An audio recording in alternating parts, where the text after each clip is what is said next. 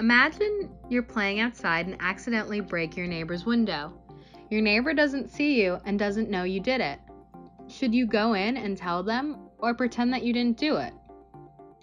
Your decision, whether you know it or not, is based on your ethics. Ethics is how you decide what is right and what is wrong. You know deep down that you should tell the truth, and believe it or not, scientists face this problem on a daily basis. Pretend you're a scientist designing an experiment. You want to know what makes plants grow faster. You create a hypothesis saying, plants with fertilizer are more likely to grow faster. You are really excited about the results. When you go to observe your plants, you realize your hypothesis was wrong. Rather than tell your friends and your family that you were wrong, you lie.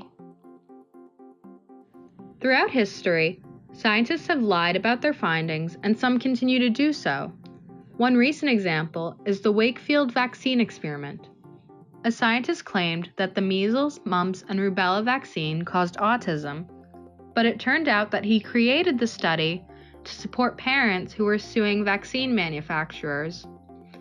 Here, people needed scientists to back up their ideas and designed a study to persuade people that they were right, even when it was wrong. This isn't the only time where scientists have been dishonest. When conducting research with human subjects, scientists are supposed to receive informed consent. Informed consent refers to human subjects knowing what will happen to them before, during, and after an experiment, and based on this knowledge, willfully agree to participate. Scientists haven't always done this, though. An example of this is the case of Henrietta Lacks.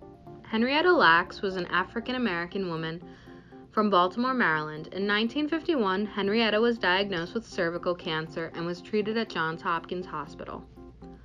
While being treated, scientists took cell samples from Henrietta without telling her or her family.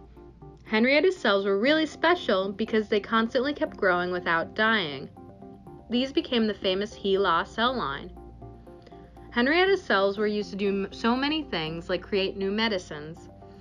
Pharmaceutical companies made millions of dollars off of her cells, and scientists built their careers using them as well. Different sciences define an ethical code for their specific fields. Engineers must hold paramount the safety, health, and welfare of the public. Doctors must practice for the benefit of the ill while being far from all voluntary and destructive justice. If you think that's bad, pseudoscience is a world of theories and assertions that appear to be real. Pseudoscience usually involves finding or manipulating evidence or data to back up a claim or hypothesis that is not necessarily rooted in science at all. Astronomy versus astrology. Many people think they're one and the same, and often refer to astrology as the study of space. However, it is a pseudoscience which tries to use the movement of the stars and planets as a predictor of human behavior and personality traits. There is no concrete evidence behind the field, unlike astronomy, which is the study of space and celestial phenomena. Future generations need to take up the duty of establishing ethical and moral guidelines for science, in addition to drawing the line where real science stops and pseudoscience begins. Now that you understand ethics, you can become a pseudoscience fighter.